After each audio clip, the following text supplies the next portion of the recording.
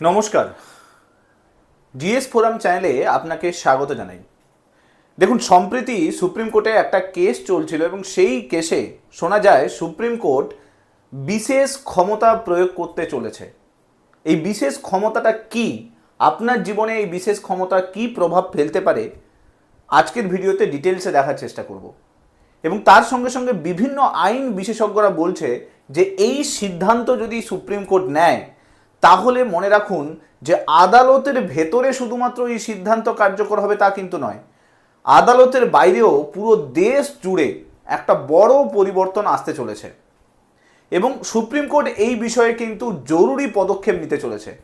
সবচেয়ে বড় প্রশ্ন, এই বিশেষ ক্ষমতাটাই বা কী, আর সুপ্রিম কোর্ট কোন বিষয়ে এই বিশেষ ক্ষমতা প্রয়োগ করতে চলেছে যেটা আমার আপনার দৈনন্দিন জীবনকে খুব বড়ভাবে প্রভাবিত করবে। সব কিছু ডিটেলসে থাকবে, ভিডিওটা শেষ পর্যন্ত দেখবেন, সহজভাবে বোঝানোর চেষ্টা করব। ভিডিওটা ভালো লাগলে মাস্ট লাইক করে দেবেন, চ্যানেলটাতে নতুন হয়ে থাকলে সাবস্ক্রাইব করে নেবেন এবং মাস্ট এই ভিডিওগুলোকে শেয়ার করতে ভুলবেন না। দেখুন নিউজ কি আসছে, নিউজ আসছে যে মৃত্যুর করিডোর নিয়ে সুপ্রিম কোর্টের বিশেষ নির্দেশ। অর্থাৎ আপনারা জানেন যে হাইওয়েতে বিভিন্ন জায়গাতে বিভিন্ন ধাবা থাকে, বিভিন্ন জায়গাতে আপনারা দেখবেন যে করিডোর থাকে, হোটেল থাকে, রেস্তোরাঁ থাকে, বিভিন্ন পার্কিং লট থাকে। এগুলোর ওপরে সুপ্রিম কোর্ট একটা কড়া অবস্থান নিয়েছে এবং আর্টিকেল 142 অ্যাপ্লাই করেছে। কেন হঠাৎ করে সুপ্রিম কোর্ট এই অবৈধ পার্কিং, অরক্ষিত রাস্তা বা এনক্রোচমেন্ট যেগুলো হচ্ছে বা বিভিন্ন ধরনের যে রেস্তোরাঁ, হোটেল, এগুলোর ওপরে নির্দেশ দিচ্ছে সেটা জানা খুব জরুরি।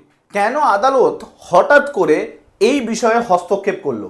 দেখুন, এই বিষয়ে কিন্তু সুপ্রিম কোর্টে কোনো কেস যায়নি, সুপ্রিম কোর্ট নিজে থেকে এই কেসটার কিন্তু জাজমেন্ট দিয়েছে।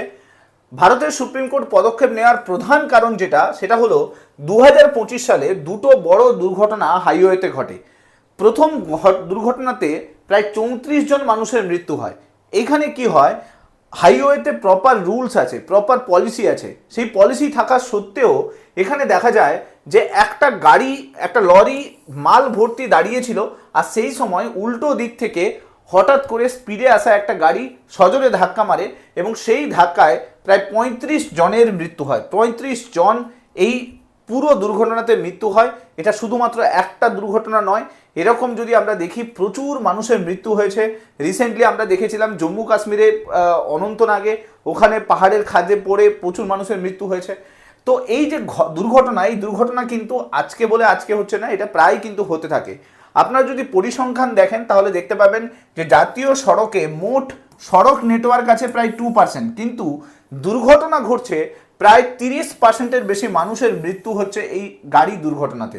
এই ন্যাশনাল হাইওয়েতে কন্টিনিউয়াস দুর্ঘটনা ঘটে, এই দুর্ঘটনাতে প্রচুর মানুষের মৃত্যু হয়। তো সুপ্রিম কোর্ট সুমোটো জারি করে, অর্থাৎ সুমোটো কথার অর্থ হচ্ছে যখন সুপ্রিম কোর্টে কেউ কেস ফাইল করে না অথচ সুপ্রিম কোর্ট নিজে থেকে সেই কেসের একটা জাজমেন্ট দেয় পাবলিক ইন্টারেস্টে, জনস্বার্থে, মানুষের স্বার্থে, যখন নিজে থেকে জাজমেন্ট দেয় এবং নতুন করে আইন তৈরি করে দেয় তখন তাকে সুমোটো বলা হয়।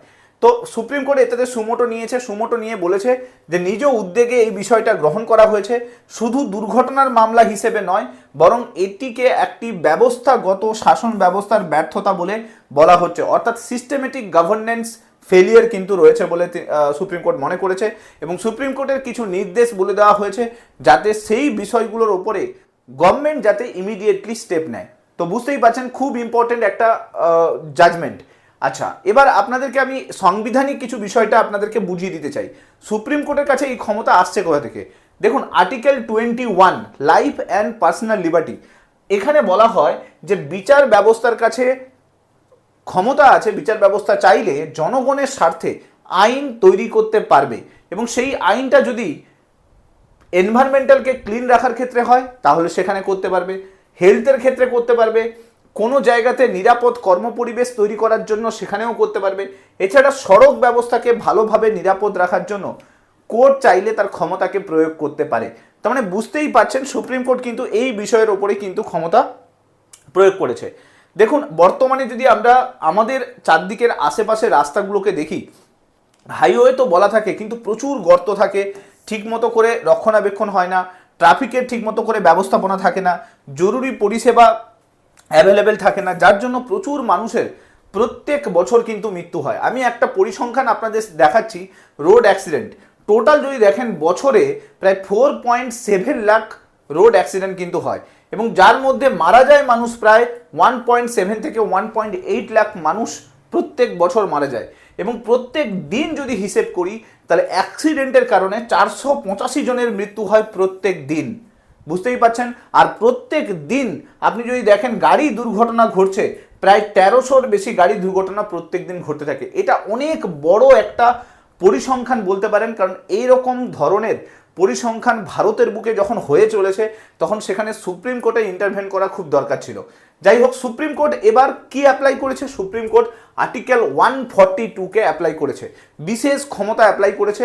সেই ক্ষমতা বলে সুপ্রিম কোর্ট কি বলেছে, যে সারা ভারতে কিছু বিষয়ের ওপর নির্দেশ দেওয়া হচ্ছে এবং সেটা সবাইকে মেনে চলতে বাধ্য করা হবে, এবং নতুন আইন চালু করে দেওয়া হচ্ছে, এবং নতুন আইন সুপ্রিম কোর্টের জাজমেন্ট অনুযায়ী নতুন আইন আসবে, এবং সেই আইন কিন্তু সমস্ত যে ন্যাশনাল হাইওয়ে রয়েছে সেই ন্যাশনাল হাইওয়ের ওপরে কিন্তু অ্যাপ্লিকেবল হবে।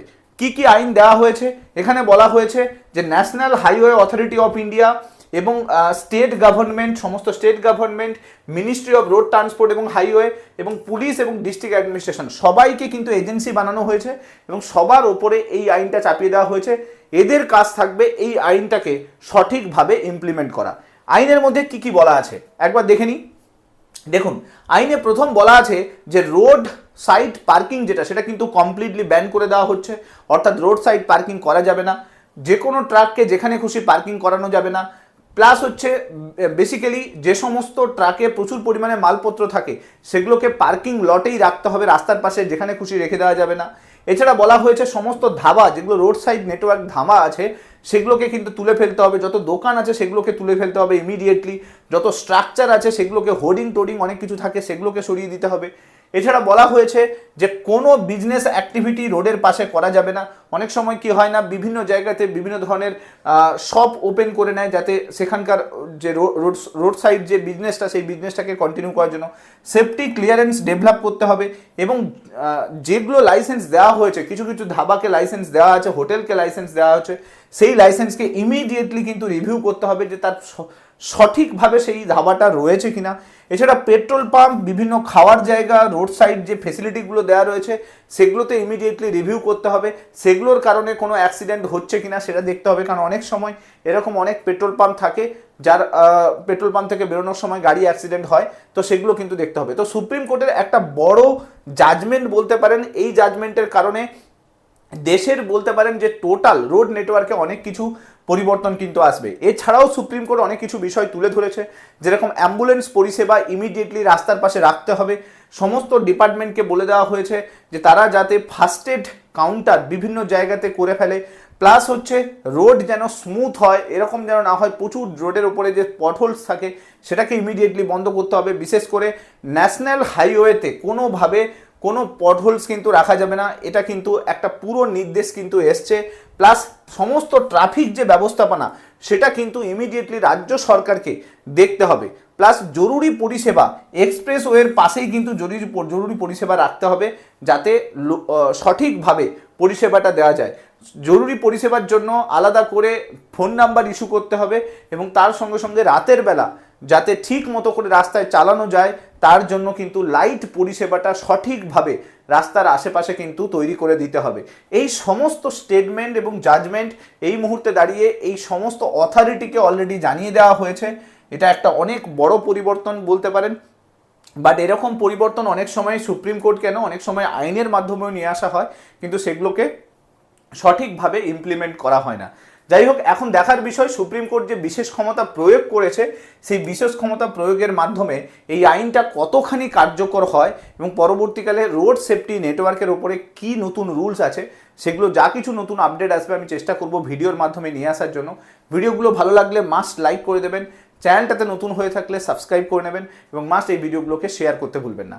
Thank you so much. Next ভিডিওতে আপনার সঙ্গে আবার দেখা হচ্ছে। Till then, bye by.